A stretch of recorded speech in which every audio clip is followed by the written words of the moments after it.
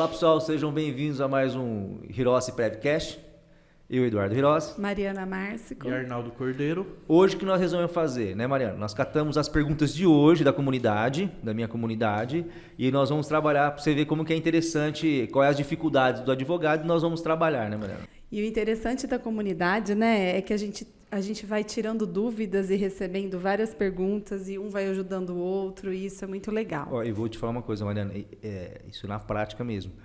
Eu até brinco, eu falo assim, nossa, se eu soubesse o que eu sei hoje de Previdência, quando eu estava no INSS, eu produziria muito mais. Porque eu falo assim, o grande problema, não é que é o grande problema, assim, o bom de você dar curso, você dá aula, seja se você dá aula na faculdade, você sabe disso, é o tanto que a gente sai da nossa zona de conforto para aprender. Total. Que é absurdo, porque assim, as pessoas eles fazem perguntas, então às vezes até perguntas fora um pouco da nossa área, que a gente tem que estudar.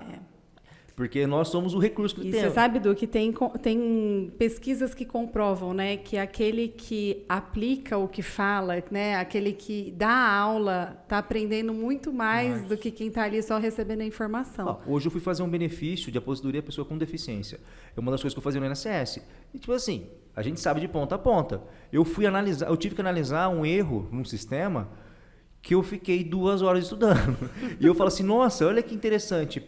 E como você lá no INSS você é mecânico, né? Você é um robô, você vai e faz o procedimento. Agora eu estou do outro lado. Eu tive que analisar toda a circunstância do processo para mim concluir que o sistema estava errado. Olha para você ver que interessante. Não, e você estudou, você adquiriu conhecimento, e a hora que você vai passar esse conhecimento para os seus alunos, para os seus parceiros, você está aprendendo também. Então isso é muito bacana. E já falando para vocês que o pessoal está pedindo bastante perguntas em relação a processo, né? Processo judicial. Daí, futuramente, até a comunidade, já estávamos conversando que a gente vai ter que fazer, aumentar a nossa área, fazer um pouco de processo judicial e os cálculos, Arnaldo. Então, só para deixar bem claro para o pessoal. Cálculo é importante, vamos, né? Sim. Ó, então, vamos lá para uma das perguntas, que é uma pergunta que eu acho muito importante, tem muitas pessoas com dúvidas sobre ela, sobre contribuições pagas em atraso, Edu, mas nesse caso específico é o caso do MEI.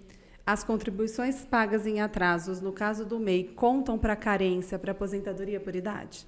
Tá. É assim, ó. O MEI pode pagar até quando? Primeiro, né? Tem que saber. O MEI pode pagar até o dia 20 do mês seguinte, subsequente. Tá.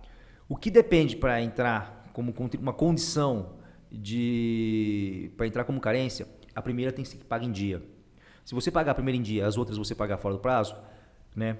Elas vão entrar como carência. Tá. Outra coisa, quando você fala em recolhimento de atraso, o que você tem que tomar cuidado, se atentar? Se essa contribuição também, se ela foi paga dentro do período da qualidade de segurado. Por quê?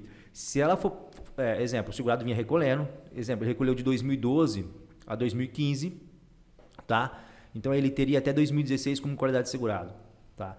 Então assim, ele pode recolher de 2015 até 2016 quando ele tem qualidade de segurado. Se ele pagou em atraso após o período da perca da qualidade de segurado, essa contribuição entrará como carência a partir da primeira paga em dia. E desde que seja dentro do período de qualidade de segurado. Tá?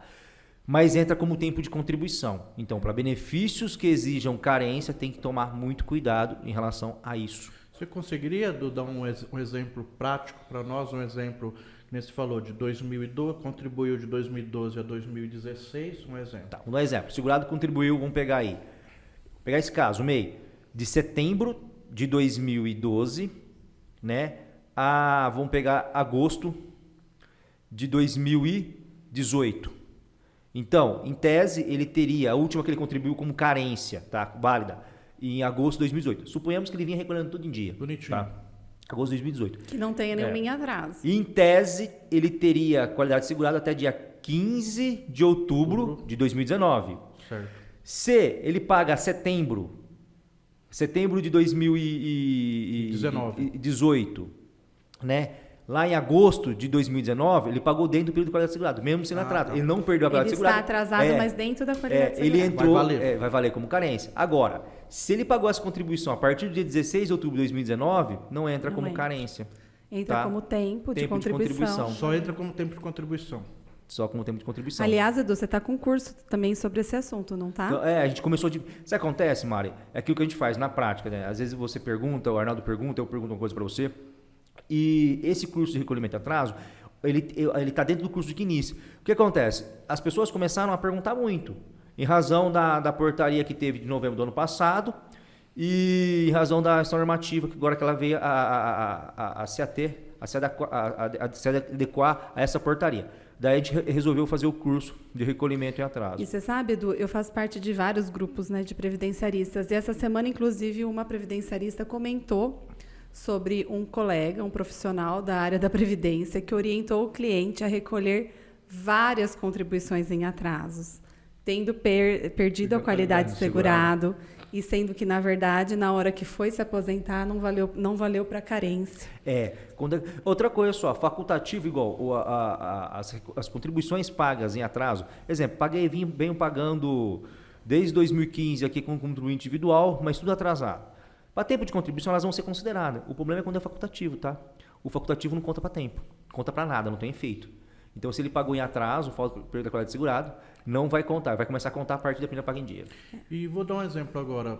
Surgiu a pergunta, que você falou do facultativo que pagou atrasado e você falou que não conta nem como tempo, nem como carência.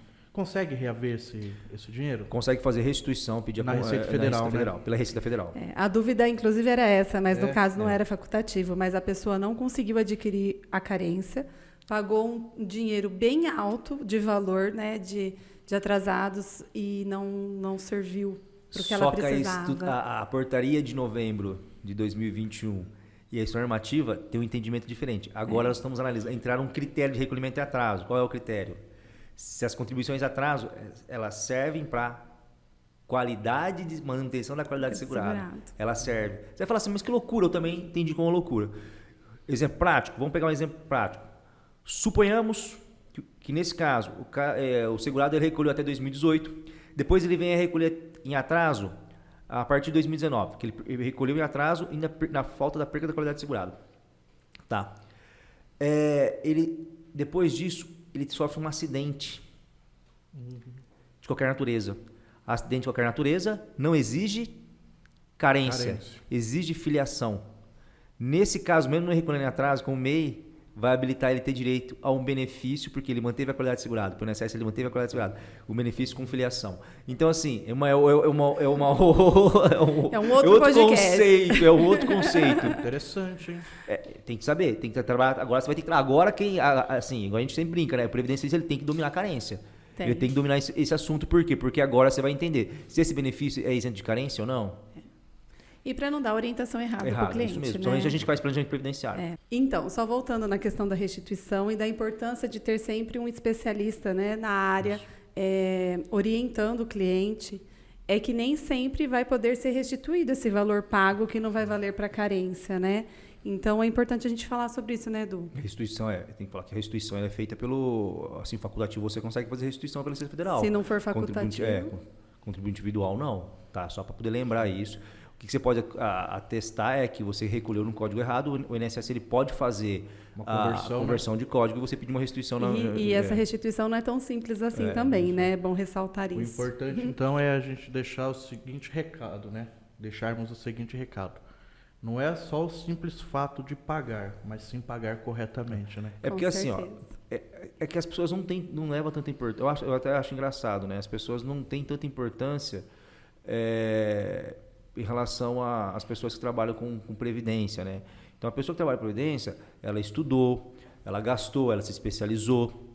Então, ela é a pessoa competente para poder te dar a melhor informação. Exemplo, eu não vou procurar um borracheiro para poder falar de previdência, eu vou procurar um previdenciarista. Eu não vou procurar um médico, né, para cuidar do meu dente, eu procuro um dentista. Então, assim, o que a gente tem que fazer, mostrar sempre qual a importância hoje do previdenciarista. Com certeza. Cada um na sua especialidade, né? E cada vez mais a importância do previdenciarista se atualizar, se especializar, porque cada hora é uma mudança, né? Isso é até lembrar isso, você falar de especialização, porque na hora de você pôr o preço, né, uma coisa que a Mari sempre fala, na hora de pôr o preço, você tem que lembrar o tanto que você estudou, o tanto de tempo que você Não é desperdiçou, mas o tempo que você teve que para poder se especializar. Se dedicou, né? Porque É às o vezes, valor, né? A gente fala vezes valor. As pessoas querem colocar um preço no teu trabalho e não sabem, porque é fácil. Você, mas é fácil. Para te dar uma resposta em 5 minutos, eu tive que estudar 1 ano. Então, é por isso que a gente tem que se valorizar. Estudou 5 na faculdade, mais as especializações, mais o tempo de estudo, né? Mas é isso. Então, a gente vai tratar num próximo podcast mais perguntas, né? E aí, se as pessoas tiverem alguma dúvida, alguma sugestão de tema, nos envie, que a gente trata nos próximos podcasts. É que a ideia, para vocês terem ideia, com previdência é complexa. Era falado pelo menos umas cinco perguntas aqui.